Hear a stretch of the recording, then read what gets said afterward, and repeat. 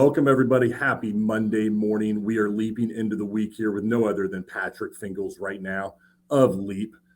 Before we jump into that, if this is your first time joining us, this show is for my blue-collar entrepreneurs, anybody in the trades.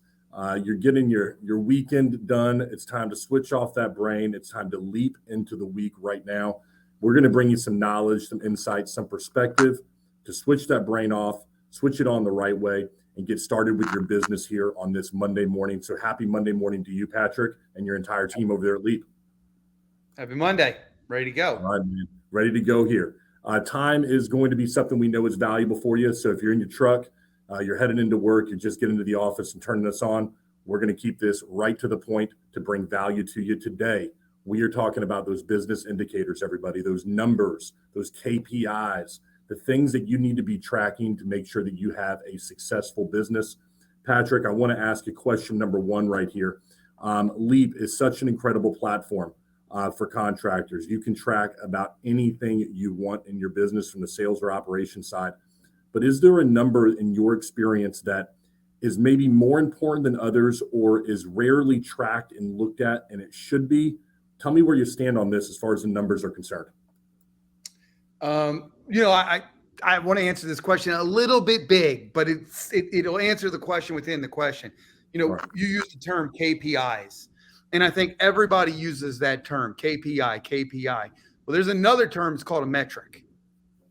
So what is a KPI? It's a key performance indicator. Well, what makes a key performance indicator versus a metric?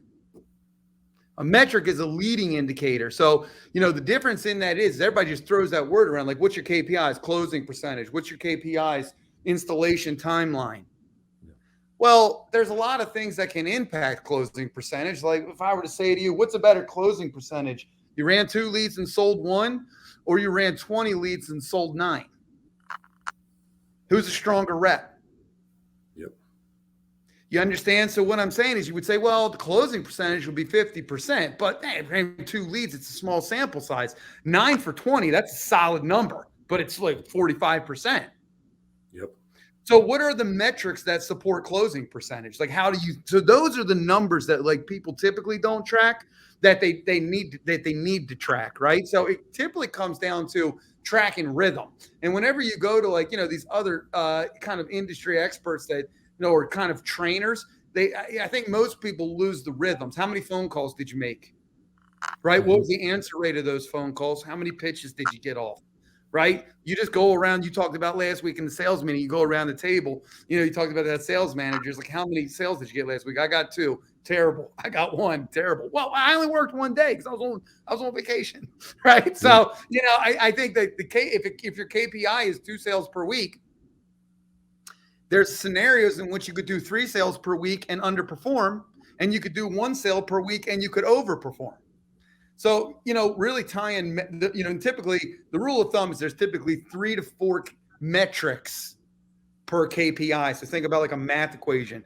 1 + 2 + 3 equals the KPI. So 1, 2, and 3 are metrics. KPI is the answer. Which is 1 + 2 + 3 is 6. But so the KPI would be 6. So, I think in all businesses, depending whether you're in operations, it's not like, hey, you would track KPIs and be like, what was our time to install? What was our margin? What was our closing percentage? And so you look at those things, but then, what you really have to go, what are the metrics that support closing percentage? What are the metrics that support time to install? What are the metrics that support margin? And how do we go upstream from them, not on a reactive basis, but those are really the things you want to talk about. When you're in that sales meeting, you don't want to say how many sales do you have? The report's already telling us you have 2. You want to say, what were your metrics? What were the activities? How many leads did you run? How many of those did you, spend an hour in the house on, right? Like whatever your metrics are important that equal that KPI. The KPI doesn't tell the story. It reports the story, right? What tells the story of the metrics. That was a long answer, but I think it's going upstream. Going upstream from whatever the key performance indicator is.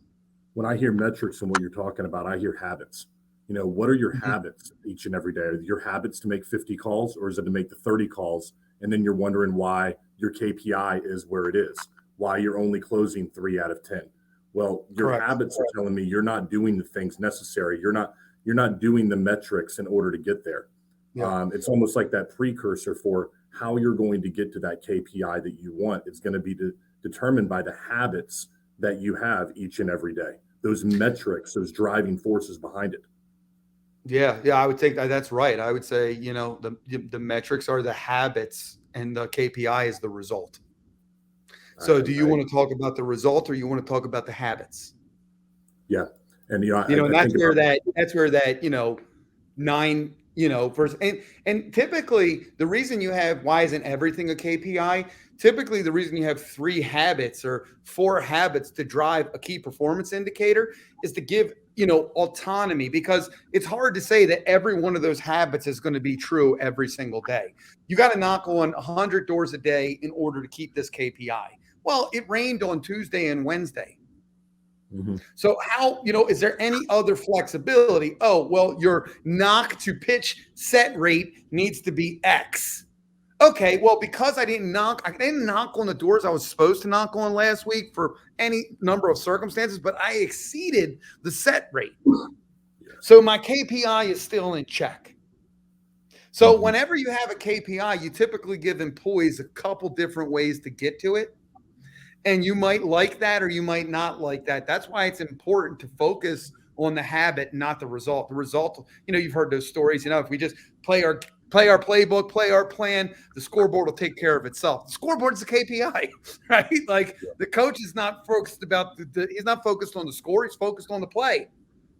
He's focused on this set of downs, whatever it may be. So I think that's what people see. Like when you look at reporting, people tend to want to run reports based on, how much did I sell? What was my closing percentage?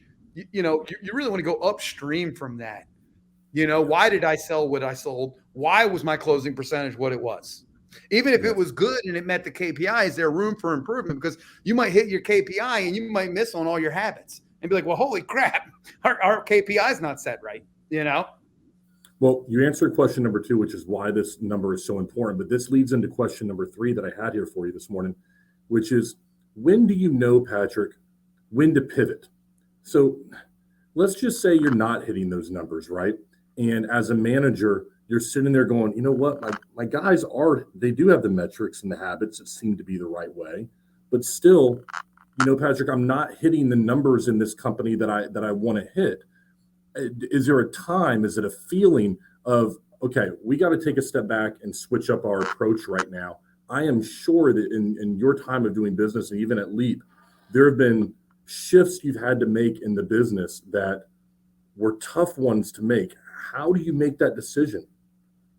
So from a sheer metric perspective, I mean, if you think about like a mutual fund or something like that, they always use the term benchmark. Like right now, if you look at like stocks, it's like our mutual fund or a financial advisor, like, hey, we want to outperform the S&P 500. So the S&P 500 becomes the benchmark of what's possible, right? And that's just an example. Closing percentages, there's benchmark closing percentages across the nation. Then you also have what are called internal benchmarks. If you're a company that's been in business for 5 or 10 years and you've established an internal benchmark, then that's the number to beat, but still represents good. Our 5-year history, we average a 30% closing percentage. So that's where we benchmark. If we go below that, we know in excess of that or at benchmark is possible because it's benchmarked over history. So, how do we do that? And then we're obviously always like a mutual fund that has an 8% return over a 20-year lifetime. Of course they want it to return 10% or 12%. They're not just complacent at 8%. So, I think when you're in a company, it's a little bit of a loaded question, because is the benchmark a historic benchmark? If it is, you should try to incrementally improve it every year. And what you should do is, you don't like, hey, we closed at 30% this year, I'm going to build a budget to close at 35%. No, you're not going to do that. You're going to build a budget to close at 30%. When you close sustained at 35% for a period of time, then the benchmark moves. You take that 1 year of 35% and you take it all the way back to the beginning. So the 5-year average is 30%. The next year you closed at 35%. Now the 6-year average is 31%. And that's our target to beat next year. So like a lot of times, like, you know, what people will do is, you know, because you get like a hot sales guy or somebody comes in, or there's influence within your business, and you start getting this result. And then that result becomes the standard. Well, then that person leaves, or that manager leaves, or that hailstorm leaves, whatever the scenario might be, you know, and the results start to fall down. And you sit there pounding your people to get back to that result. And it's just not possible because it was a spike. So you have to either set your hooks to an industry benchmark if you're just starting the business. And soon, is that me? Sorry, soon. And sorry, the thing was ringing. And then, you know, soon after that, you'll move to historic benchmarks, and you'll try to kind of re-average that every year. Does that make sense? It does. And you already answered question number 4, which leads me to my last question. This is something personally I want to know from you. You've got these historic benchmarks, which I agree with. But then you come out in the new sales meeting, or you come out in the new quarter. And as a manager, you've got to push your people. I think you have to. I think you've got to drive sales. You've got to drive production. And the cat is away, the mice will play type thing. But if you're going to do that, how do you set that number in your mind between something that seems that's crazy that Patrick brought that up to, okay, we can do this. It seems out of reach, but it is possible. I wonder where that fine balance between impossible, we can't do it, and okay, we got something realistic here, but we're going to have to work our ass off for it. How that fine line is balanced. So we go back right to our previous conversation, and trust me, I get this all the time. I'll have somebody come in to me, even a senior leader, say they're going to do something, give me a big old target, and I ask them how they're going to get there, and I don't believe the story, right? So it's really important. So you go back to your habits. Don't too often people start with the result. Hey, we're closing at 30%. We want to increase to 40%. Hey, we got 1,000 leads last month. We want to get that to 2,000 leads this month. And you focus on the KPI, and then you work backwards from there. That's much harder than looking at the metrics and saying, hey, you know, here's what drives our closing percentage. We close 10% on outbound leads. We close 50% on inbound leads. So if you aggregate the two together, it's a 30%. The mix of leads historically has been 70-20, whatever it is, 50-50. So like, we're going to dig into that, and we're going to say, do we believe that we can increase our inbound leads by X?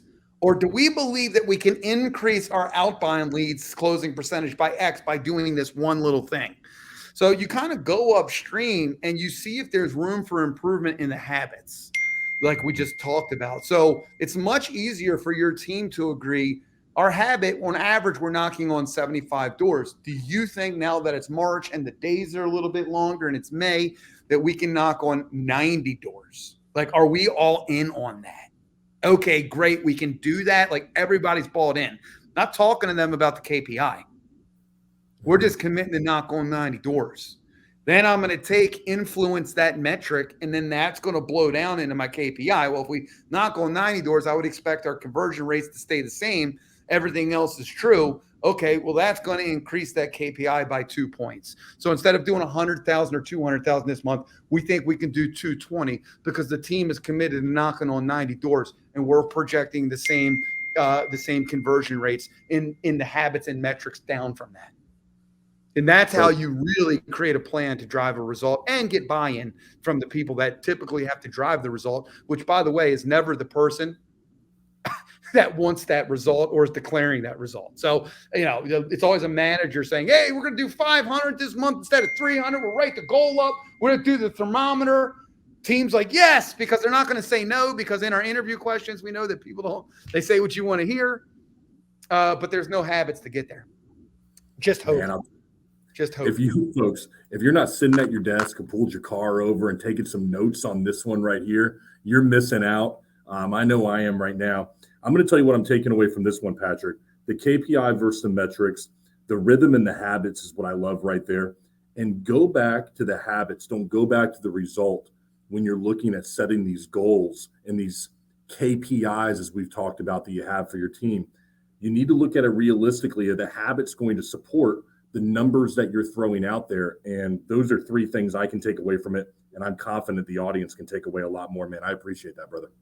Yeah, no coach ever rides his team out onto the field and said, "Hey, the score is going to be 50-30. That's our goal."